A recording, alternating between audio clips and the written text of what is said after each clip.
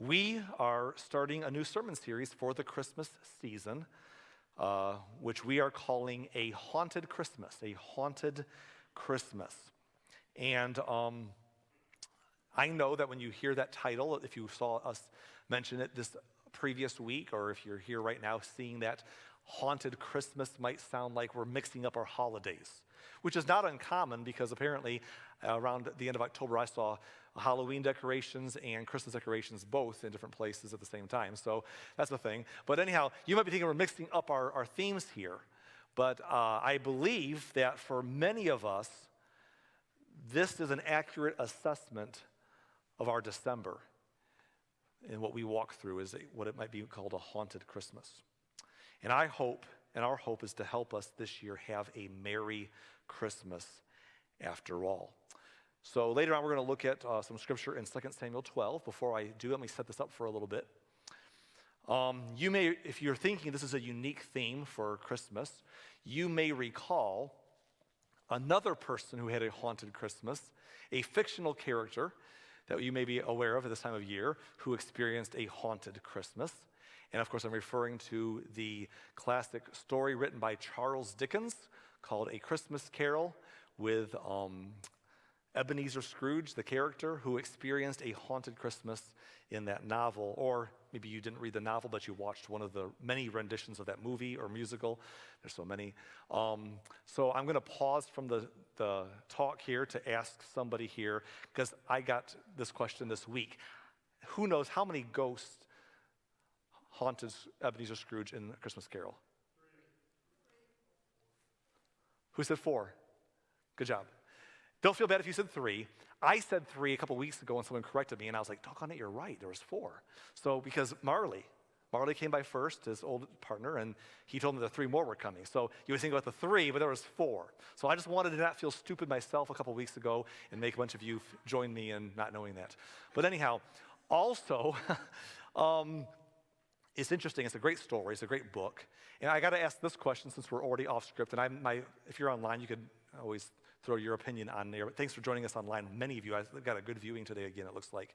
You can always throw your comment in here. But I'm curious, anybody here, what's your favorite rendition of A Christmas Carol? Does anybody have a favorite rendition of that? I know the book, of course, but there's several movies that have been made or musicals.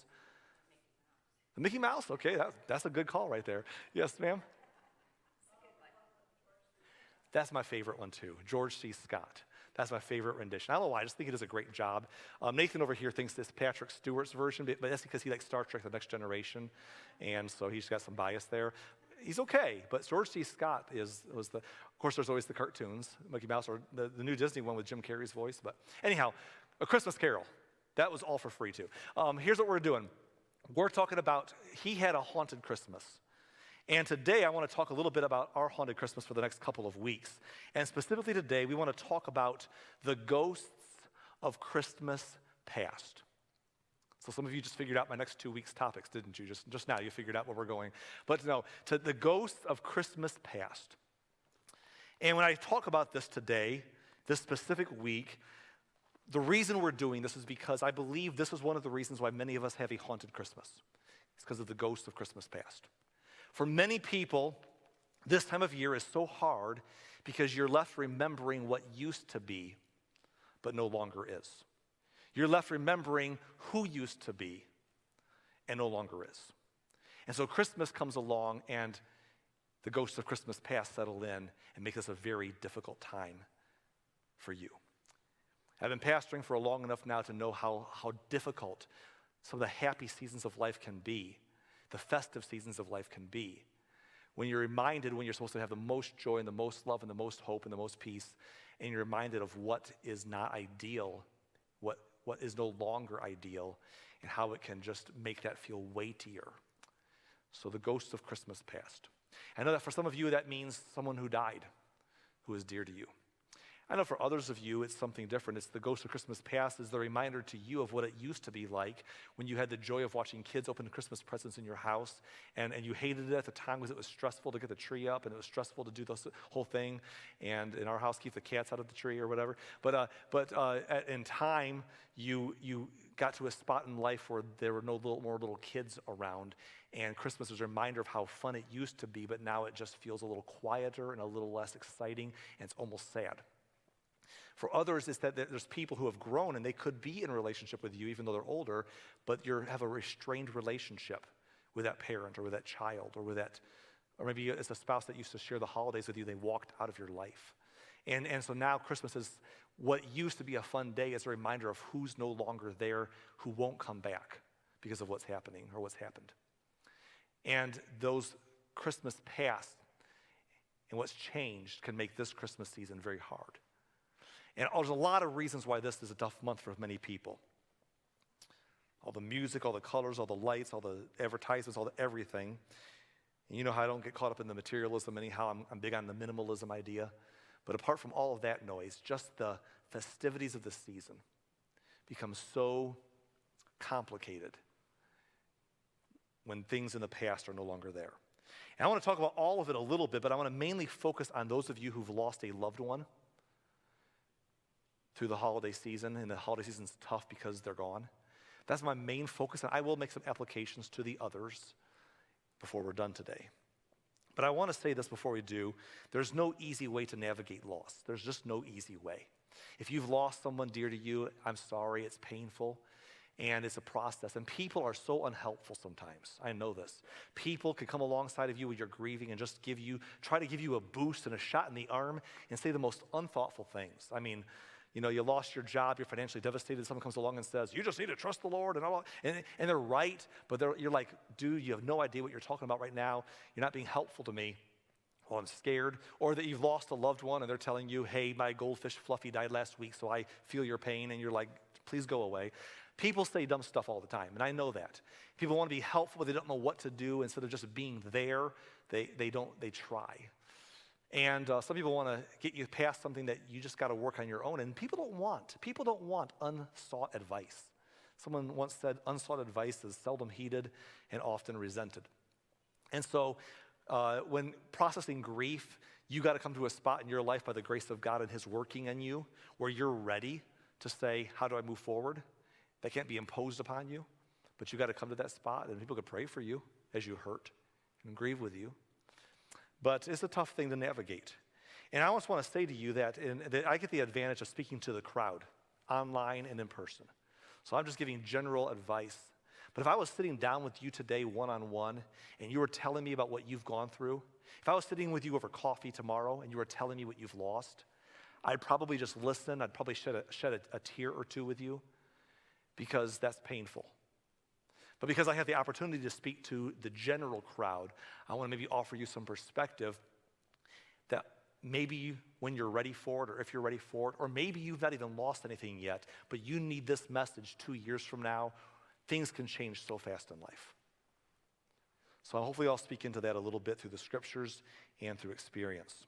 But I always want to make one more obvious point at the beginning, and that is that I don't think everyone gets enough time to grieve. You know, I was talking to some people this week. In ancient culture, Hebrew culture, you read the ancient Hebrew scriptures, what we call the Old Testament, and you find in those times that people oftentimes took 30 days to kind of shut down and grieve a very close loss.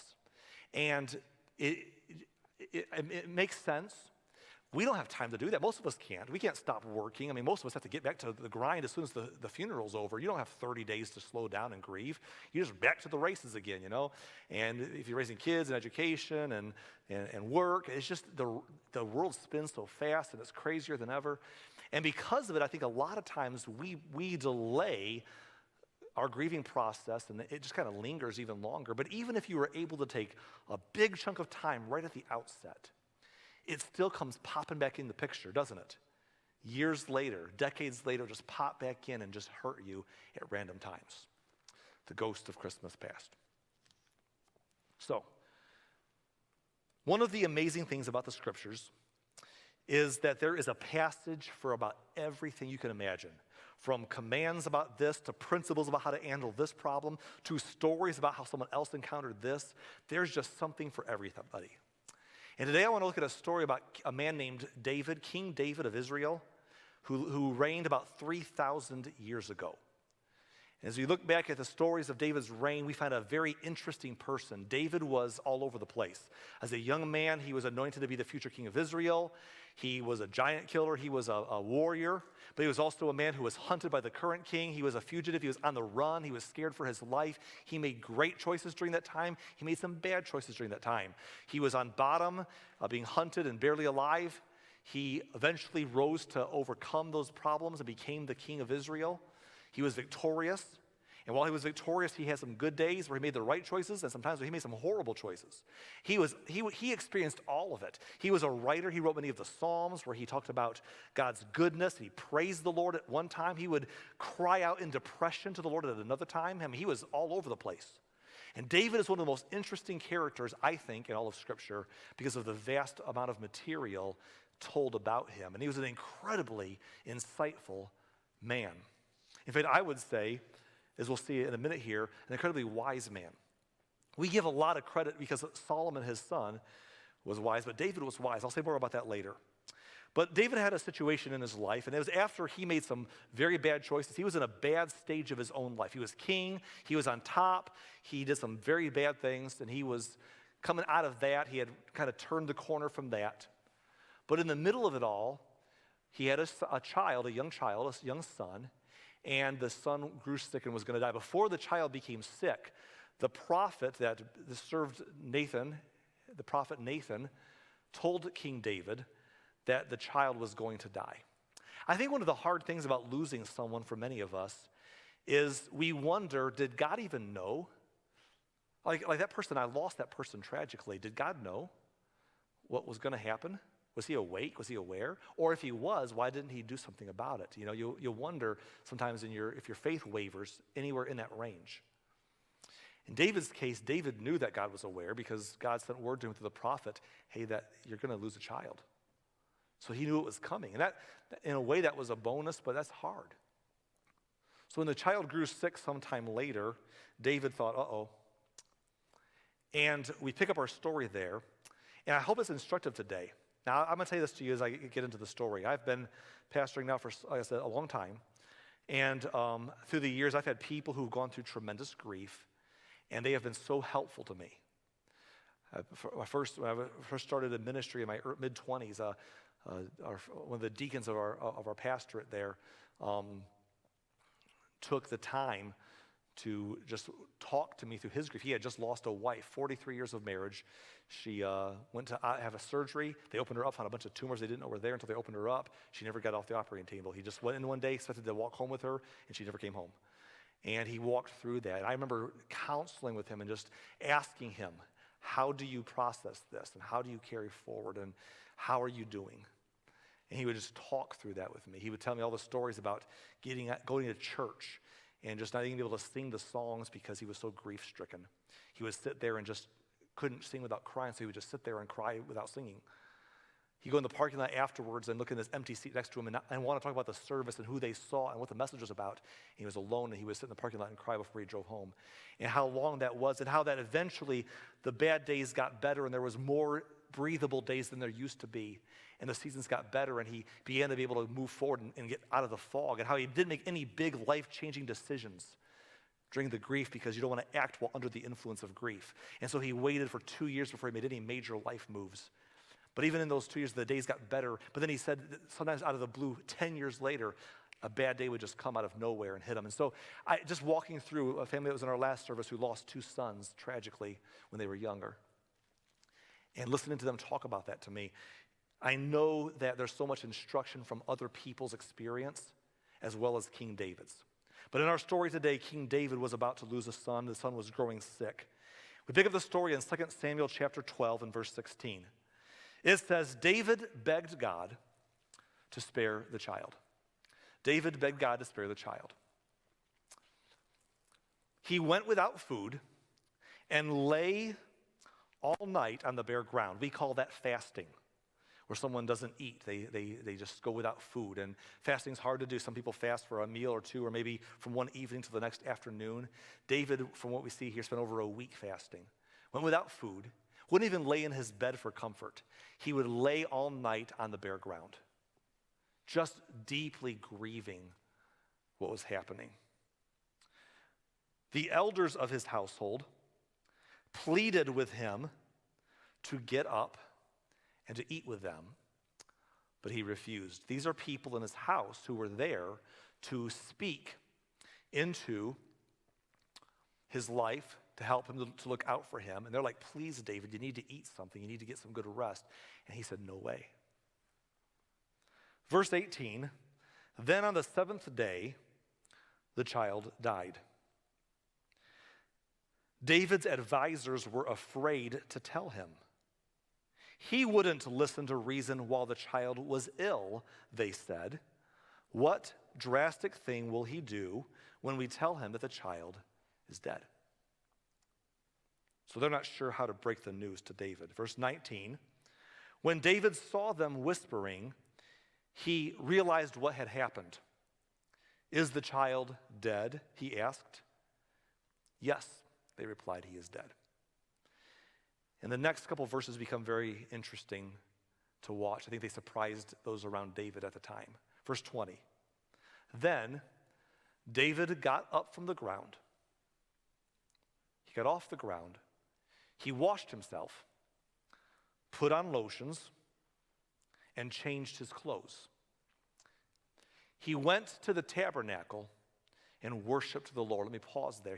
So first thing is he gets up, showers, cleans up, puts on fresh clothes. He goes to the tabernacle where he worships the Lord, where he takes some time to come in and praise the Lord and worship the Lord. Don't forget that for later. And he worshiped the Lord. After that, he returned to the palace and was served food, and he ate. Verse 21, his advisors were amazed. We don't understand you, they told him. While the child was still living, you wept, and you refused to eat for the whole week, right? But now that the child is dead, you have stopped your mourning, and you are eating again.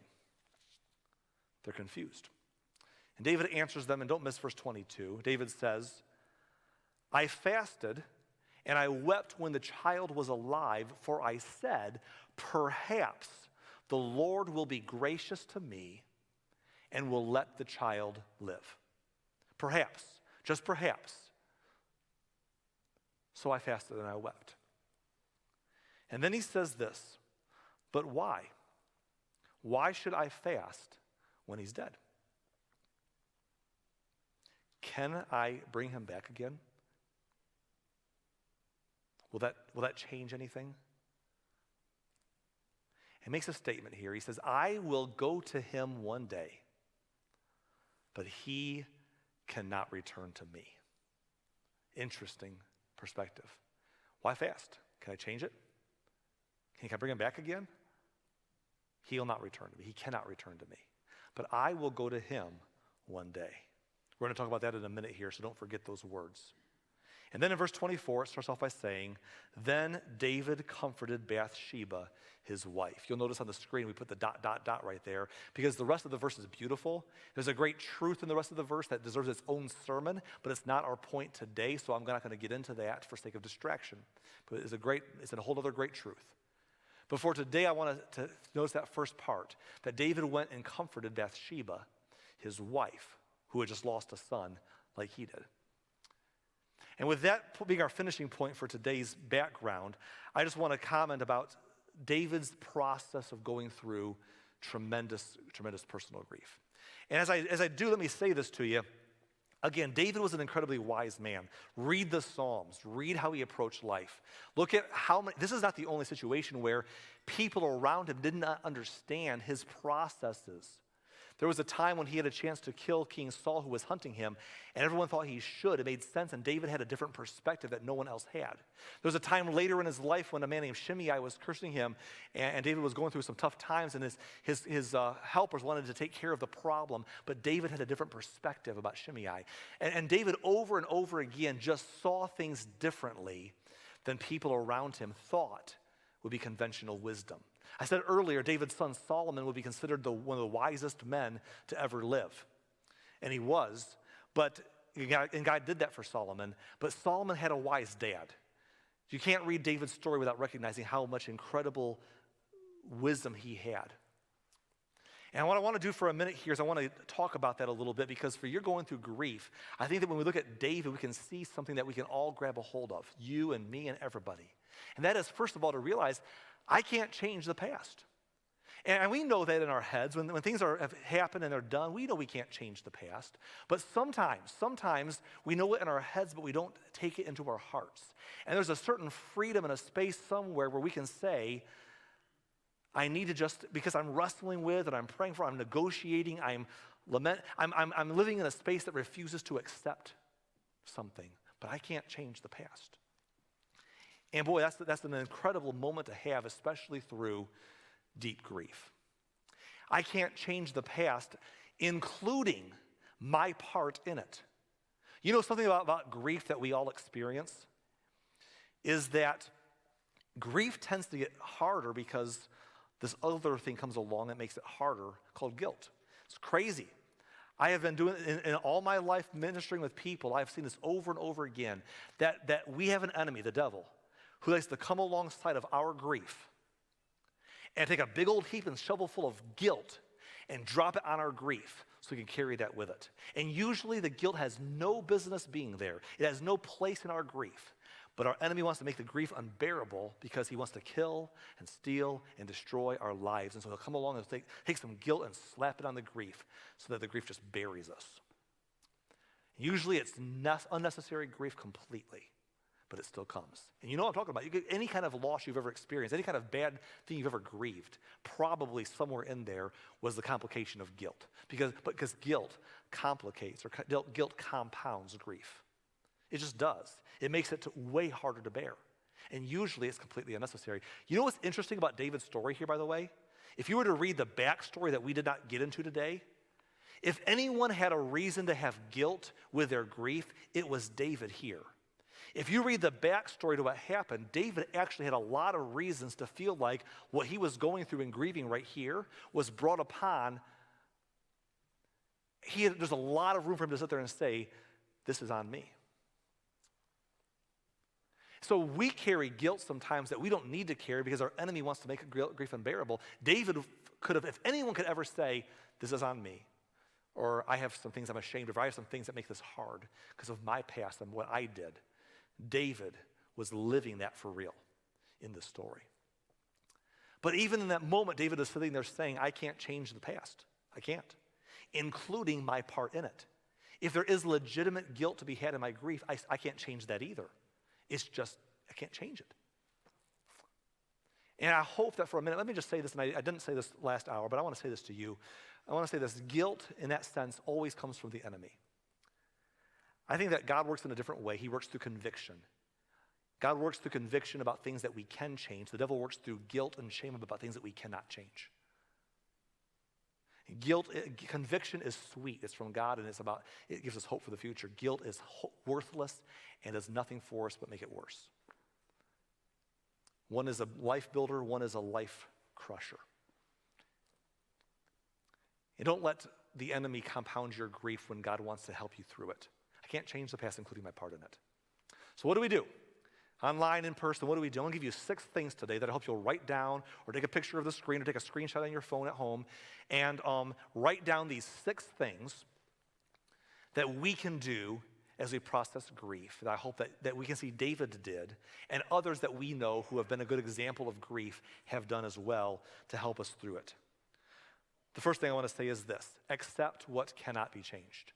Accept what can't be changed. So much in our life, we can't do anything about it. It's done. That boat has sailed. What is the serenity prayer? Remember that serenity prayer? It's been around forever. God, grant me I think it's the grace. God, grant me the grace to accept the things that I cannot change, the courage to change the things that I can, and the wisdom to know the difference. Part of life is saying, I need grace to accept what can't be changed. That's what David was saying. David said, I can't bring him back. I can't bring the child back. That boat has sailed. He's gone. And he wasn't happy about it. He wasn't just saying, oh, well, he was grieving, but he said, I have to accept that. There's nothing I can do to bring him back to me again. Accept what can't be changed. But then number 2, trust in the someday.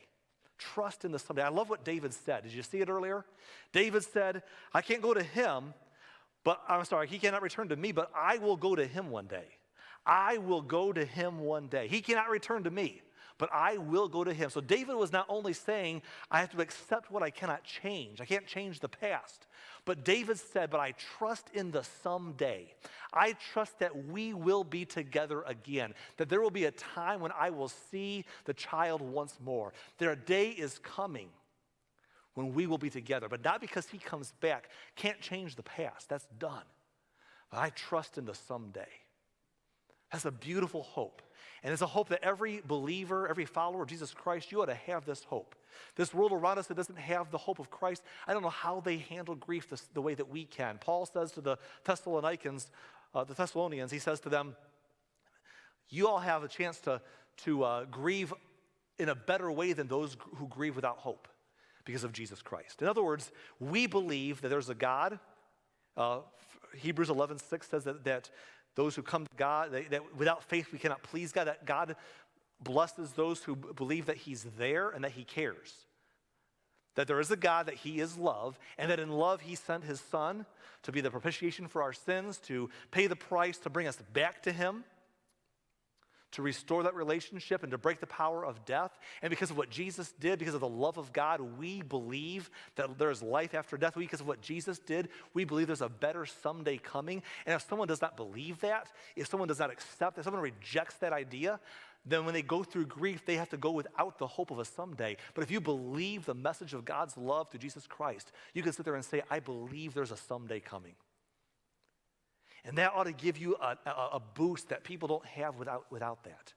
Trust in the someday. David said, I can't bring him back. I can't change the past. But I trust in the someday. I will see him again one day. I'll go to him. What a hope. What a blessing that we have. And because we can't, when we accept what we cannot change, the past, when we trust in the someday, number 3, we can make the most of the meantime. We can make the most of the meantime. In other words, oftentimes people look at that spot of their life that we walk through where things that we used to have that are gone and that things that we will one day get back and when we trust in the someday are not there yet. So they used to be, but they're no longer here. They'll be here again, but they're not yet. And in the meantime, we look at the meantime as if it's a curse. But I hope to suggest to us that the meantime between the past and the future, the meantime is a blessing. It's a grace. That we can say, because I had the gift of what was before, and I have the hope of someday, and I don't like living in this limbo space where I'm living without what I once knew and what I'm one day waiting for, because life is different now. But it's still there on both ends, and I have a bonus time in my life called the meantime. And I can't rush through that. It's going to come. The next stage of life is going to come. The someday is going to be here someday. But I have the gift of the meantime, and I'm going to make the most of it. You see, between the pain and the promise, between the pain and the promise is the present. And it's truly a gift. The present is a present. It's a gift that God has given you to say, well, things are different right now. The past is done. The future's coming, and in the meantime, I'm here. Let me make the most of the meantime. Now, how do you make the most of the meantime? How do you do that? The last 3 points of my 6 will tell us how to make the most of the meantime. Next is this: make room for grief. You got to make room for grief. With all my heart, I believe this is such an important point that I told you earlier, we don't get sometimes 30 straight days to grieve an immediate loss. So life just kind of keeps moving. We just move with it. But I don't care if you did grieve deeply at the beginning or how you grieve. You know and I know that at random times, grief just comes out of nowhere and shouts back into our life. A long time later, it just comes back.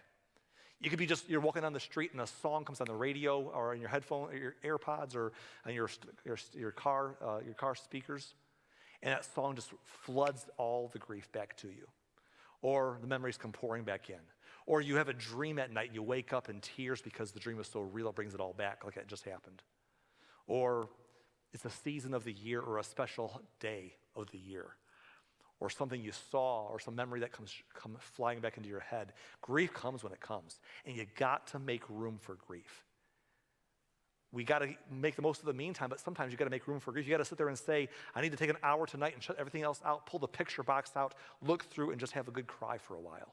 Or I need to take Tuesday evening and just take the whole evening and just grieve this because I can't do it all day. I got things I have to do, so I got to take some time Tuesday evening. You just got to make some space to allow yourself just to say, I'm going to pull over right now and just grieve for a little bit. Make room for grief when it comes. Not that you stop making the most of the meantime, but one way you make the most of the meantime is you make room for grief. But while you make room for grief, don't forget, number 5, to make room for gratitude. To make room for gratitude. This is the part where we say, I'm grieving, but I'm grateful. This is what David did in our story. What did he do? He got up, he washed himself, he put on fresh clothes, he went to the tabernacle, and he worshiped the Lord. There's a space in our life where when we grieve, we can stop and say, I'm grieving, but I'm grateful. I'm grieving because something was there. In other words, I grieve because it was good. If it wasn't good, I wouldn't be grieving it. But it was good, and now it's gone, and so I grieve something that was good. And so yes, while I make room for the grief, I have to make room for the gratitude for what was good. I got to come in and say, I'm grieving it, but I also want to say, God, thank you for those memories. Thank you for those years. Thank you for that opportunity that I once had. Thank you for your gifts in my life that I once was able to enjoy. And yes, I'm grieving it, but I'm also grateful that I had it. I'm not a big country music fan. I guess I was for a season of life. Like many people, I've had lots of genres. But there's an old Garth Brooks song. He had a few good songs, didn't he? Garth Brooks had a song called The Dance, and I always loved the message of that song, right? Remember the song, The Dance?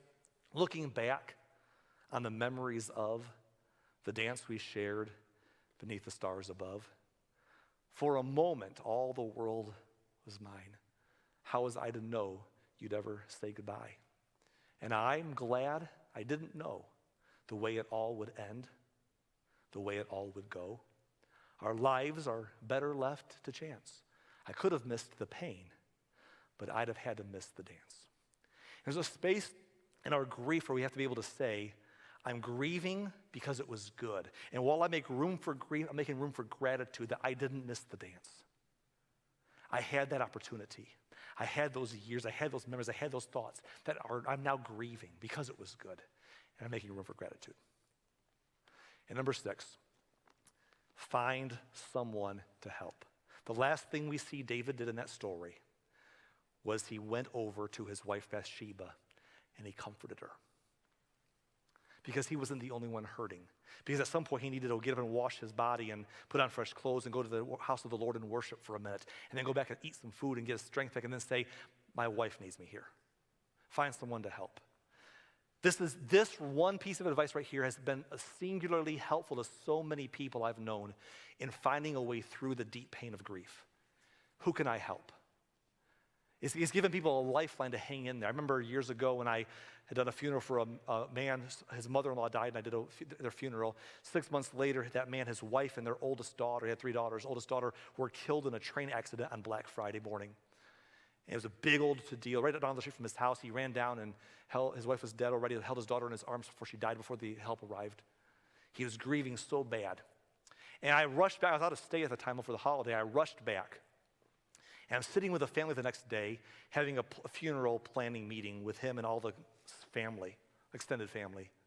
He had 2 little girls that were still lost their mom and their older sister. And I watched him take care of them. He seemed so strong. He put them to bed, but he kept going outside by himself for a little while, so no one would see him cry. He'd come back in the house and be there for his girls, be there for everybody else. And I remember about 6 months later, when the weather was better, we were able to put some gravestones and have another service at the cemetery for his wife and oldest daughter. And I asked him, I said, how are you doing? He told me, he said, I don't think I would have made it. I don't think I would have made it. Except I had 2 little girls who needed a daddy still. And that gave me purpose and focus to make it. And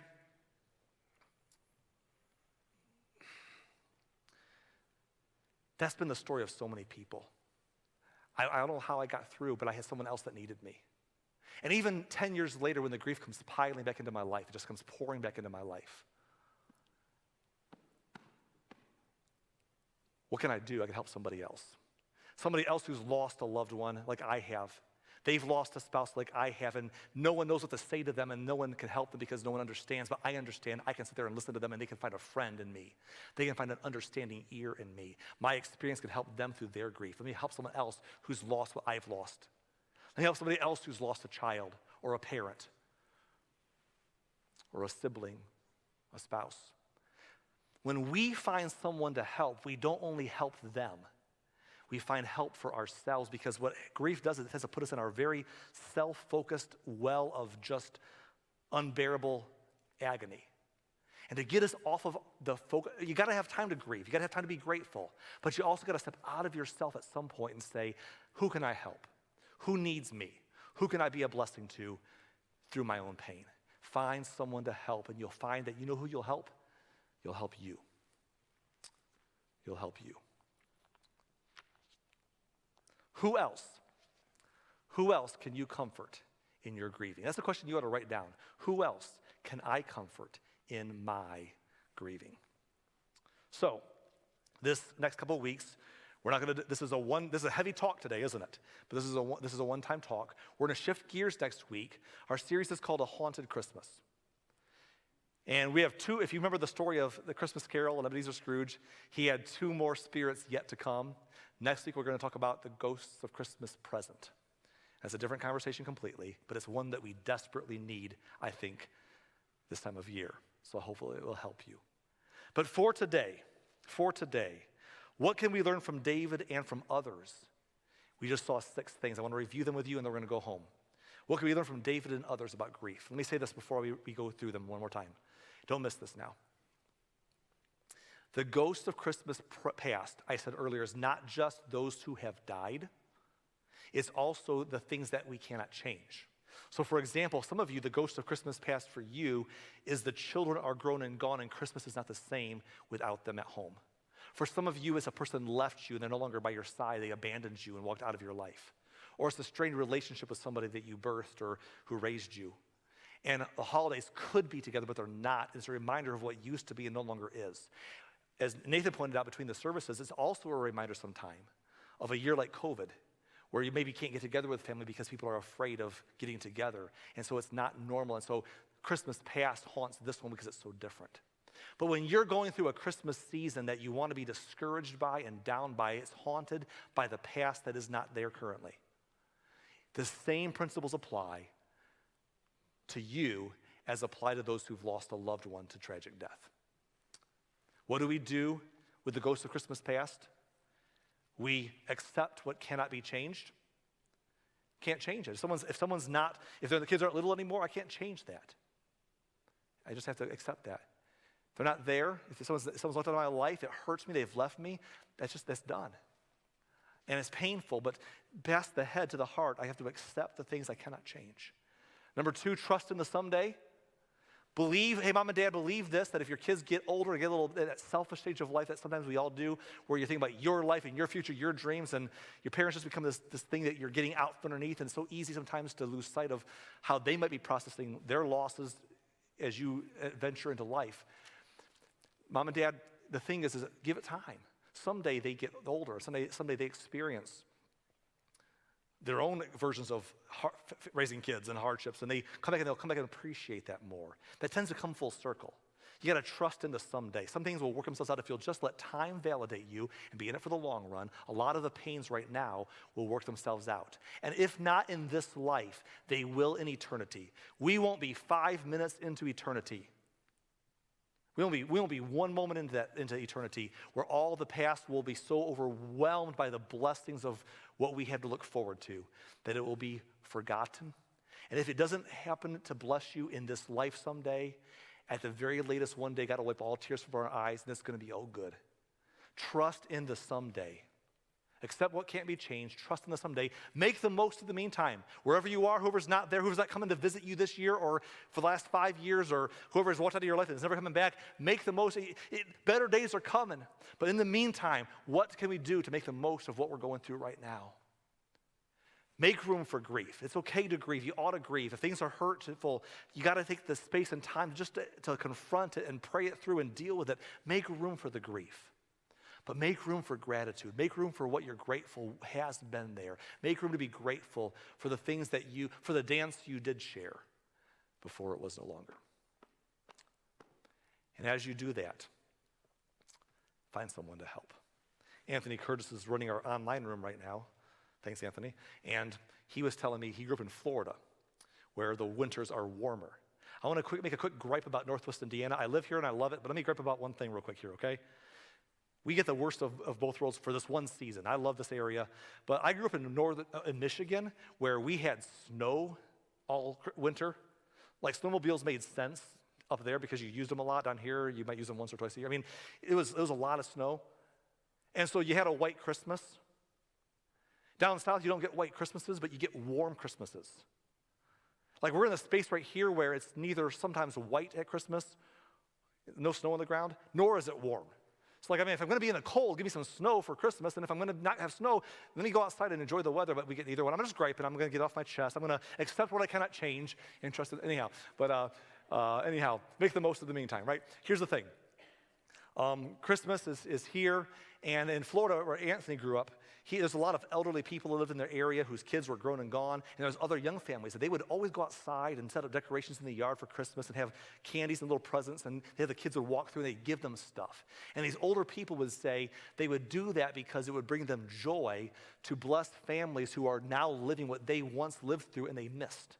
They say, hey, we know what it's like to be in your young family stage of life. We want to see the joy on your children's faces like ours used to have when they were little. So they'd go outside and they'd bless these neighborhood families. What were they doing? They were finding someone to help at a sad time of the year. I'm saying these 6 things, this is where it's at. Now, I don't know who you are today, and I don't know what you're going through. I don't know what ghosts of Christmas past make this hard for you this year, if any. We're all different in how we process. But I hope that if you're having a haunted December, I hope that whatever your reason is for struggling this time of year, my prayer for you is that you'll look at that list and one of those 6 things, I don't know which one, but one of those 6 things will be the thing that you need to take home with you. I hope that one of those things is the thing you latch onto, that God's Spirit drives into your soul, into your heart. And you'll say, by the grace of God, that one thing is the thing that's going to help me handle the ghosts of Christmas past this year.